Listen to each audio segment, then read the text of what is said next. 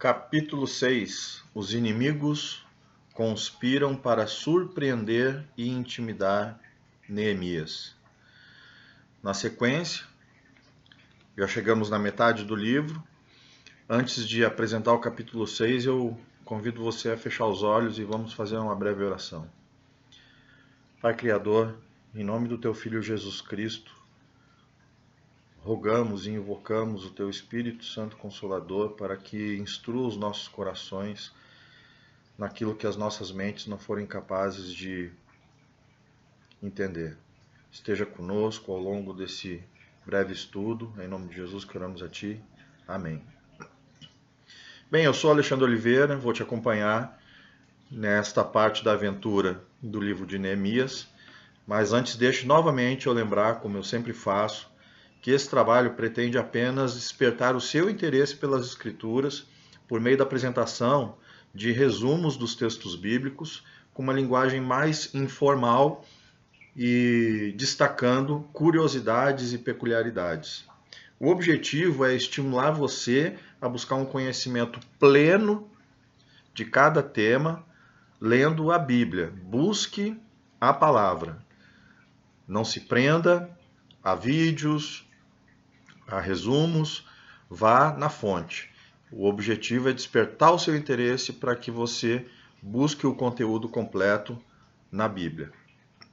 Bom, antes de começar a citar trechos interessantes desse capítulo 6, eu relembro que o tema dele é: os inimigos conspiram para surpreender e intimidar Neemias. Como é que estava o cenário naquele momento? Sanbalat, lembram de Sanbalat? Então, Sanbalat, Tobias, que era governador da Transjordânia, Gesem, o Arábio, e outros inimigos do Neemias, souberam que o muro já estava de pé, mas estava sem portas. Lembra que no capítulo anterior, esse mesmo pessoal se aliou para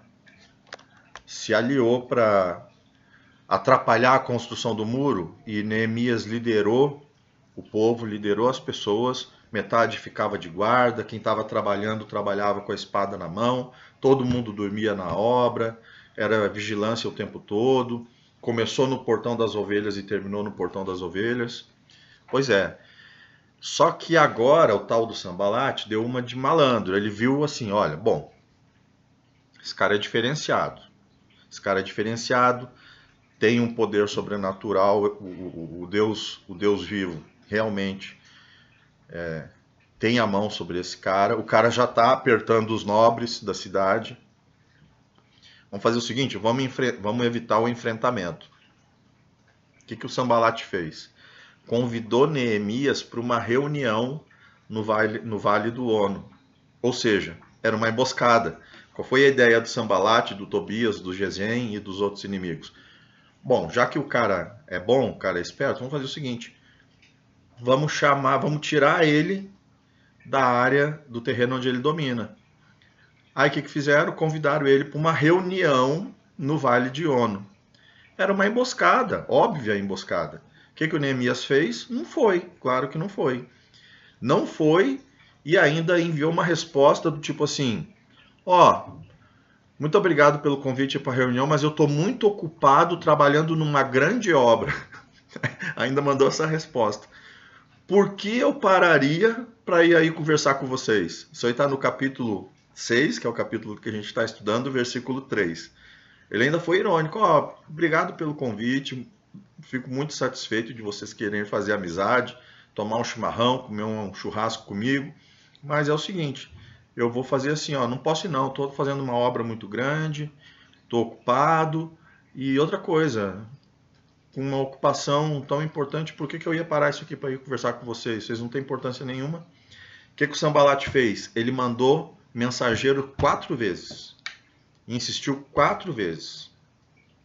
Aí, quando você for na Bíblia e você lê a partir do versículo 6, você vai ver o seguinte, que no versículo 6 em diante, Sanbalat revela suas intenções. Ele envia uma carta falando assim, que ele sabe da construção do muro e que falaram por aí, que Neemias vai cercar a cidade para iniciar uma guerra e se nomear rei e atacar os outros. Então é por isso que eles estão preocupados. Olha como o sujeito é ardiloso. Ó, cara, é o seguinte, eu queria conversar contigo porque estão falando aí que tu tá edificando a cidade, fortalecendo a cidade, fortificando as construções da cidade, porque você vai querer atacar a gente. Aí no versículo 8 e 9, Neemias responde assim: Então mandei dizer-lhe, de tudo o que dizes, coisa nenhuma sucedeu, mas tu mesmo o inventas. Pois todos eles nos procuravam atemorizar, dizendo: As suas mãos hão de largar a obra e não se efetuará. Mas agora, ó Deus, fortalece as minhas mãos. Então veja, o Neemias, ele estava estribado, ele tinha o apoio da Babilônia. Né? Ele já tinha conquistado a liderança da população local, ele já tinha colocado os nobres na posição deles. O mais importante de tudo, ele tinha o apoio do Deus vivo. Então Neemias não tem meias palavras não, é sim, sim, não, não. Mandou uma mensagem falando: ô Sambalate, o negócio é o seguinte, tu é fofoqueiro, tu tá inventando esse negócio aí para arrumar pretexto de briga. Então olha só, faz o seguinte, fica na tua. Neemias se garante. Mas Neemias sabe que tem perigo. Lembra aquele negócio de fechar a brecha que a gente comentou nos capítulos anteriores? O que o Neemias faz a partir do versículo 10? O que ele sempre faz. Chegou num momento difícil, chegou num momento de decisão, o que Neemias faz? Vai orar. Foi orar de novo. Aí Semaías, que era um dos oficiais de Jerusalém, que era contrário a Neemias, sugeriu que Neemias se escondesse dentro do templo. Virou: Neemias, os caras vão chegar aí, eles se esconde no templo aí, deixa esfriar um pouco e a gente te protege. Porque ele queria sabotar a autoridade de Neemias. Mas Neemias respondeu assim: ó, eu não vou fazer isso. Eu não vou fazer isso porque os gentios temem os judeus após verem que o muro foi construído em 52 dias. O muro em 52 dias estava pronto. Faltava colocar as portas. Então, assim, esse povo nos teme, ele sabe que nós temos uma proteção do Deus único. Eu não vou me esconder dentro do templo. Por que eu faria isso? Porque se eu fizer isso, o moral que eu conseguir levantar, o moral dos moradores, vai cair. Aí no versículo 17 você encontra assim: Alguns nobres de Judá escreveram cartas para manter Tobias informado. Por quê? Porque Tobias tinha parentesco com famílias judias.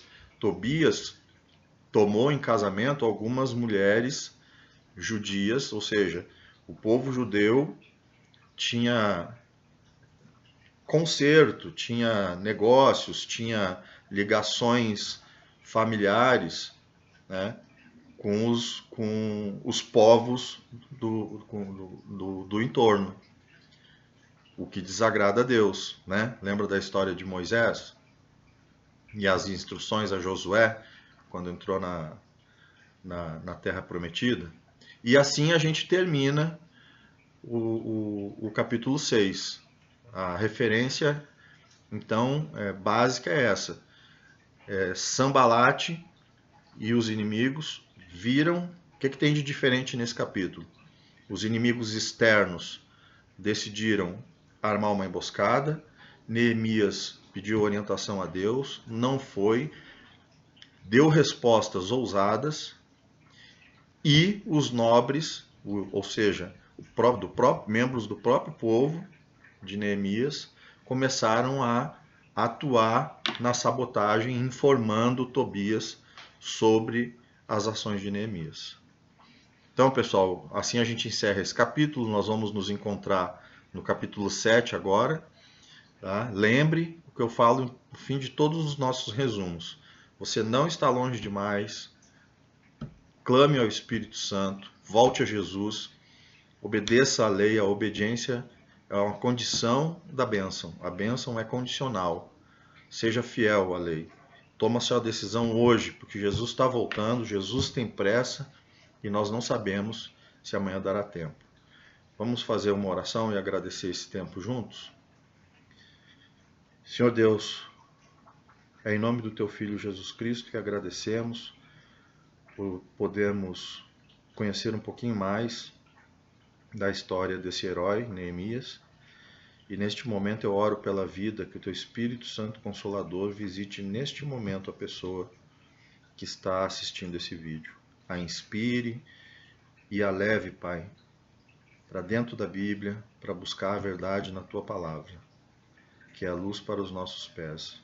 É em nome de Jesus que eu oro a Ti. Amém.